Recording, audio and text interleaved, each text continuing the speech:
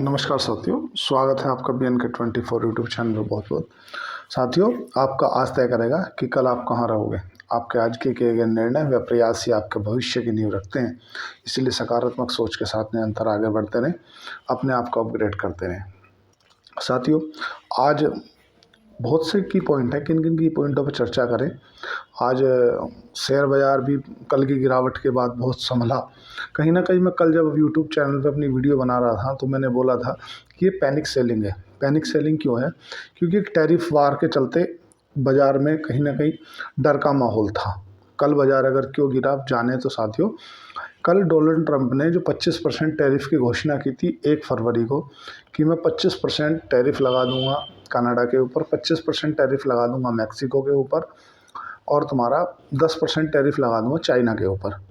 अब इसके counter attack करने के चक्कर में दोनों तरफ से बोल दिया कि हम भी लगा देंगे। देखो जनरली होता क्या है, जैसे अमेरिका है, America great America date again की बात करते हैं। उसका कहना ये है कि आप देखो अमेरिका को ना ऑल ओवर, अगर मैक्सिको, सबसे पहले आपको इसकी बिल्कुल शुरू से सब चीज़ें समझनी पड़ेंगी। क्या है साथियों कि जो अमेरिका को कनाडा, मैक्सिको और चाइना, इन तीनों से मिला के लगभग 42 लाख करोड़ रुपए का घाटा होता है। अब व्यापारिक घाटा आप इसको कैसे कैलकुलेट करो साथियों। अमेरिका जो इन लोगों को एक्सपोर्ट करता है, मतलब जो माल बेचता है, वो तो बेचता है कम, और जो इन लोगों से ख़रीदता है वो ख़रीदता है ज़्यादा। तो उस जब ज़्यादा का आप सपोज करो, इसे बिल्कुल ऐसे समझो, कोई दुकानदार है, मतलब एक दुकानदार दूसरे दुकान को कम रुपए का माल बेच रहा है, उससे ज़्यादा का ख़रीद रहा है, तो जाहिर सी बात है कि उसको उसके साथ में व्यापार करने से घाटा है। तो वही घाटे को कवर करने के लिए वो सोच रहा था मैं टैरिफ लगा दूंगा। अब टैरिफ का एक साइड इफ़ेक्ट हो जाएगा, ये उन्होंने नहीं समझा।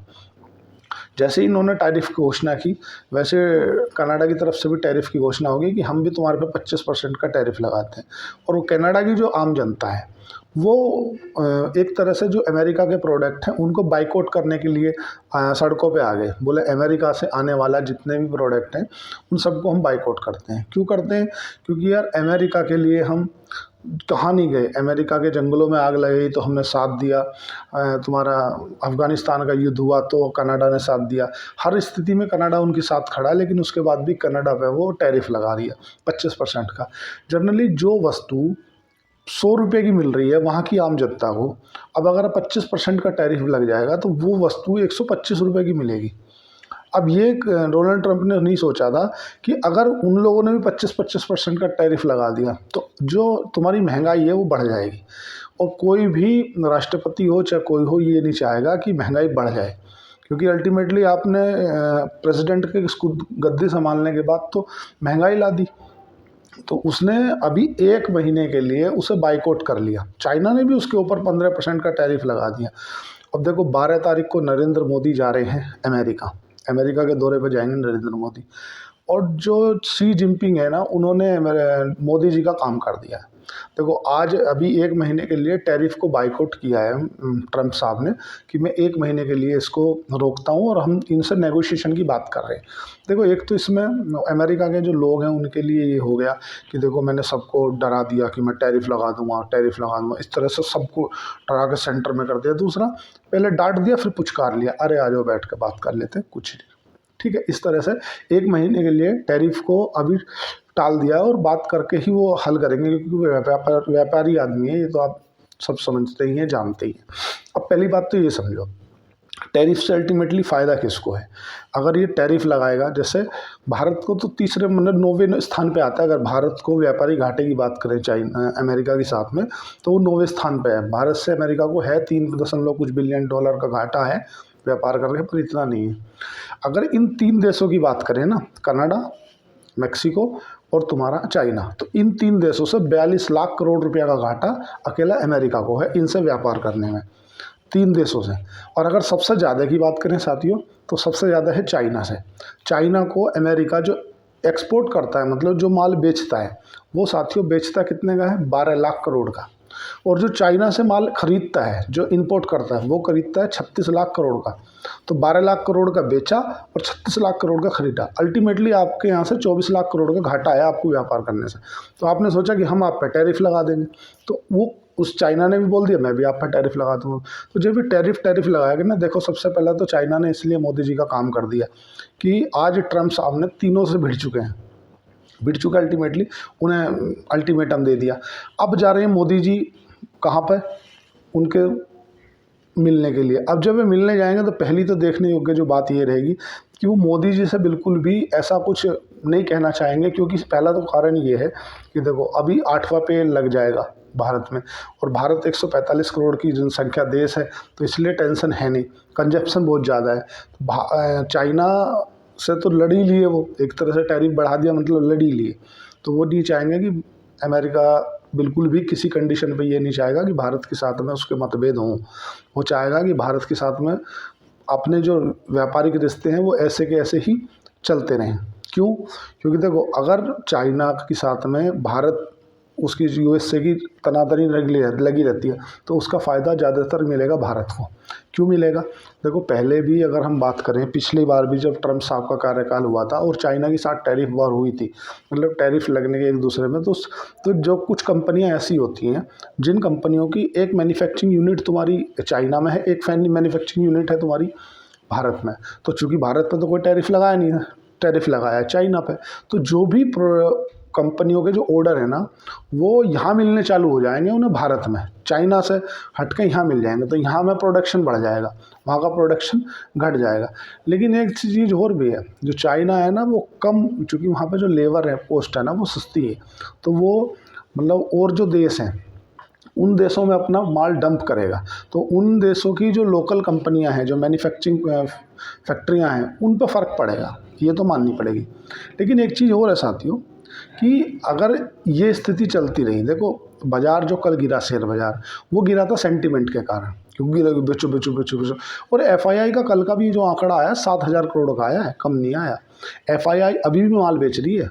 आप सोचो कि आज का हो सकता है थोड़ा कुछ कम होगा, अभी तो लोगों के अकाउंटों में सैलरी आ रही है खटाखट, तो हो सकता है कुछ वो बाइंगे, कुछ लोगों की एसआईपी के माध्यम से पैसा आ रहा है, कुछ वो बाइंगे। लेकिन एफआईआई ने अभी बिकवाली रोकी नहीं है, कब तक नहीं रोकेगी? देखो एफआईआई का माल बेचने का कारण साला ये है कि सबसे मेन जो रिजल्ट आ रहे हैं, रिजल्ट थोड़े से म्यूटेड आ रहे हैं। म्यूटेड मतलब ज़्यादा चौंकाने वाले रिजल्ट नहीं आ रहे, एक बेहतरीन रिजल्ट है, रिजल्ट आ रहे हैं म्यूटेड रिजल्ट आने के चक्कर में उन्हें अमेरिका का बाज़ार ज़्यादा अच्छा लग रहा है। कुछ कहीं ना कहीं जो अपनी करेंसी है, करेंसी का जो वैल्यू का कम होना भी एफआईआई के अंदर एक भय क्रिएट करता है, डर क्रिएट करता है। क्यों करता है? अब उसे आप लेमन लैंग्वेज में समझो साथियों। देखो अगर मान लो कोई एफआईआई है, फॉरेन इंस्टीट्यूशनल इन्वेस्टर है, उसे 1 लाख करोड़ रुपए निकालने, ऐसा समझो 1 लाख डॉलर निकालने, है ना, 1 लाख डॉलर निकालने। अगर वो आज बेचता है तो उसे बेचना पड़ेगा मात्र, मतलब माल बेचना पड़ेगा 87 लाख का, क्योंकि भारत के 87 रुपये अमेरिका के 1 रुपये के बराबर हैं, ठीक है। और अभी ये कुछ दिन पहले था 84 रुपये पे, तो कहीं ना कहीं उनके जो प्रॉफिट है, जो उन्होंने प्रॉफिट गेन किया है, वो उनकी जो वैल्यू, रुपये की जो वैल्यू डिक्रीज़ हो रही है ना, वो खा जा रही है। ऐसा समझो अगर मैंने यहाँ पे लगाए 1 लाख डॉलर, है ना, 1 लाख डॉलर बढ़ के हो गए मेरे, सपोज करो 1,10,000 डॉलर, है ना। अब मैं उन्हें फिर से, मुझे क्योंकि डॉलर में पैसा निकालना है, एफआईआई तो डॉलर लगते हैं, रुपया तो नहीं मानते वो। अब वो उन्हें जब यहाँ से माल बेचेंगे तो डॉलर में पैसा चाहिए।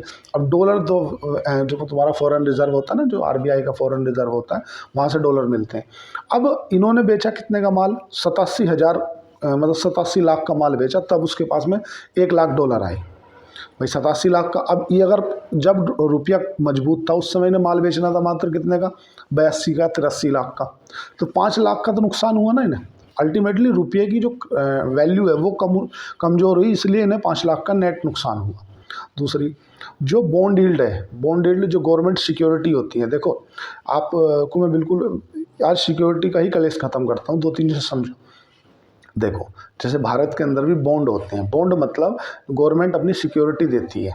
जैसे IRFC है, तुम्हारा IR से पावर ग्रेड है, NTPC है, ये अपने बॉन्ड जारी करती है कि भाई आप हमारे बॉन्ड ले लो और हम आपको 8%, 10% या 9% जो भी एनुअली इंटरेस्ट आपको देंगे। आपके जो फिक्स डेट रहेगी उस डेट में आपके अकाउंट में वो पैसा आ जाएगा, है ना। अब एक तरीका तो ये आप बैंक में सेविंग करते हो, दूसरा तरीका ये है आप उसकी FD करते हो, तीसरा तरीका ये है कि आप RD करते हो, तीसरा तरीका ये है आप उसे किसी भी छोटे मतलब NBFC के माध्यम से पैसे की डिस्ट्रीब्यूशन करते हो, पांचवा आप इक्विटी मार्केट में शेयर मार्केट में पैसा लगाते हो, छठा आप उसे SIP करते हो, सातवां आप एक तरीका और बचता है जो सबसे सेफ तरीका माना जाता है, बॉन्ड यील्ड। बॉन्ड यील्ड मतलब जो गवर्नमेंट सिक्योरिटी हैं जिन पर भारत सरकार का ही एक एकाधिकार रहता है, मतलब वे चाहे शेयर बाजार जीरो हो जाए चाहे वो शेयर बाजार करोड़ों हो जाए, लेकिन आपका जो रुपया जितने रुपए की आपने सिक्योरिटी खरीदी है गवर्नमेंट की, बॉन्ड खरीदे हैं, उनकी वैल्यू आपकी कहीं नहीं जाने वाली।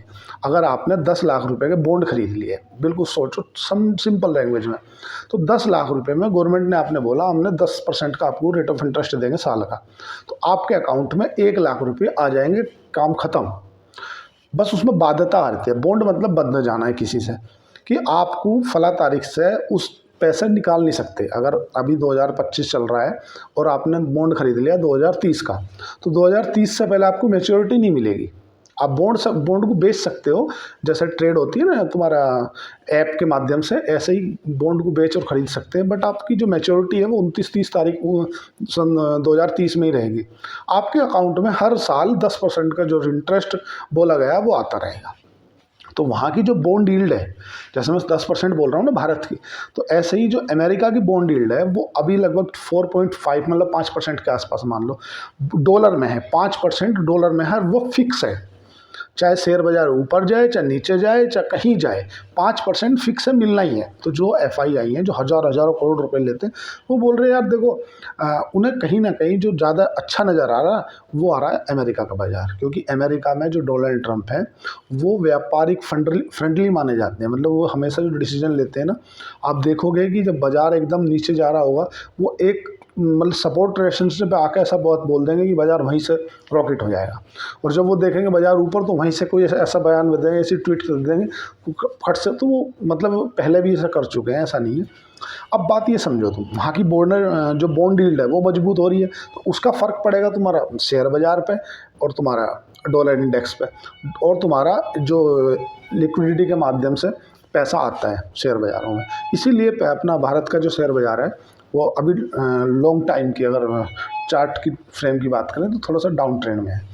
अभी बॉटम बन गया, ये कहना अभी थोड़ा जल्दबाजी होगा कि आप सावधानी से रहें, सावधानी से शेयर बाज़ार में निवेश करें, अपने वित्तीय सलाहकार को, जो भी अनुभवी वित्तीय सलाहकार हो उसी से पूछ कर करें। अब बात करते हैं, फिर से मुद्दे पे आते हैं। वहाँ की बॉन्ड यील्ड बढ़ रही है, डॉलर इंडेक्स मजबूत हो रहा है, गोल्ड सोना जो तुम्हारा लाइफ हाई पे है, और तुम्हारा कहीं ना कहीं ये तीनों चीज़ें जो है ना बाज़ार का माहौल बिगाड़ रही है FII को पैसा निकालने के लिए, रही सही कसर कर दे रही है। तुम्हारे जो नतीजे आ रहे हैं वो बहुत म्यूटेड आ रहे हैं, तो ये चीज़ तो आपको माननी पड़ेगी। अब बात करते हैं कि ये जो टैरिफ चल रहा है इससे भारत को क्या नुकसान है, क्या लाभ है। साथियों, इससे तो अल्टीमेटली भारत को है फ़ायदा। क्यों है? क्योंकि देखो भारत पे तो अभी टैरिफ लगानी है, क्योंकि भारत की इतना नुकसान भी नहीं है, और भारत का अमेरिका के साथ में उतना ट्रेड नहीं है जितना चाइना का है। चाइना ज़्यादा उनको माल बेचता है, भारत कम बेचता है। दूसरी बात कि ये भी अच्छा हुआ कि ये पहले ही भिड़ लिए वहाँ जाके। अब जब भारत फरवरी को नरेंद्र मोदी जी की मुलाकात होगी डोनाल्ड ट्रंप से, तो डोनाल्ड ट्रंप ये चीज़ स्पष्ट जान लेंगे कि मोदी जी से भिड़ना ठीक नहीं है, क्योंकि अल्टीमेटली जब आप कोई मैन्युफैक्चरिंग को सामान बनाते हो तो कहीं तो बेचोगे, बेचने के लिए कहीं भारत बड़ी बड़ी अर्थव्यवस्थाओं को खोजते हैं, तो मोदी के साथ कभी नहीं बिगाड़ेंगे। और मोदी जी उनके पहले भी फ्रेंड भी बोल चुके हैं, एक दो बार उनके बयानों में ऐसा देखा गया कि by best friend is Modi. और मोदी जी भी उनके लिए एक दो बार मतलब थोड़ा सा अच्छा पॉजिटिव सेंटिमेंट रखें। देखो आप ये मान के चलो कि बाज़ार में जो उतार चढ़ाव है वो चलता रहेगा, वो अभी बंद नहीं हुआ है। मैं कल जब शेयर बाज़ार गिरा था तब भी मैं आपसे बोला था कि ये सेंटिमेंट की गिरावट है, और हो सकता है कल परसों गिर जाए, हो सकता है तरसों फिर बढ़ जाए। तो आपको लंबे समय के लिए निवेश करना है। शेयर बाज़ार में ऊपर जाना नीचे आना एक साइकिल का हिस्सा होता है। मतलब ऐसा नहीं है कि अगर बाज़ार ऊपर गया तो कभी नीचे नहीं आएगा, या नीचे है तो कभी ऊपर नहीं जाएगा। शेयर बाज़ार में उतार चढ़ाव लगा रहता है। इसीलिए बोला जाता है कि अच्छी फंडामेंटल कंपनी, आप अच्छा बिजनेस मॉडल के साथ टॉप का, अगर आपको किसी अनुभवी व्यक्ति आपके साथ नहीं है तो आप शेयर बाज़ार में नुकसान कर लोगे। इसीलिए बोला जाता है कि पढ़ना बहुत ज़रूरी है। अच्छी फंडामेंटली मजबूत कंपनियां उठाओ जिनका फ्यूचर में बिजनेस मॉडल टॉप का हो, और टेंशन फ्री होकर बैठ जाओ, तो आप चिंता मुक्त रहोगे। नहीं तो आप खुद भी नुकसान कर लोगे, अपना कैपिटल खो दोगे। अल्टीमेटली शेयर बाज़ार में जो चीज़ मानने लगे वो है कि आपको अपना कैपिटल नहीं खोना। कैपिटल मतलब पैसा। जैसे क्रीज में जब तक बैट्समैन बना रहता है, आपके उसके विकेट बने हैं, तब तक ये मत मानो कि कुछ भी समाप्त हो गया। कोई ना कोई लूज बॉल आएगी, कोई ना कोई नो बॉल आएगी, कोई ना बैकफुट पे आकर मारने लायक बॉल आएगी। तो इसलिए बने रहो चुपचाप शांति से, और कम से कम इतना तो ध्यान रखो कि जो आपका फाइनेंशियली एडवाइज़र है उससे ही पूछ के काम करें जो भी करना है। चैनल को लाइक करें, सब्सक्राइब करें, कमेंट करें। धन्यवाद, थैंक यू।